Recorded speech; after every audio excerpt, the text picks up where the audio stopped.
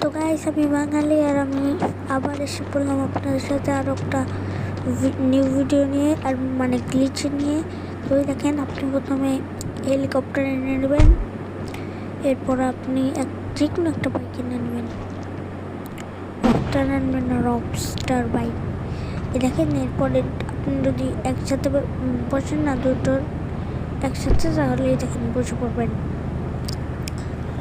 বসার পরে আপনি একটু সাইড করবেন গাড়িটা, এরপরে আপনি একটু দরজার কাছে গেলে দেখলেন ভাই টেলিপোর্ট হয়ে যাবেন যে কোনো জায়গাতে। আমি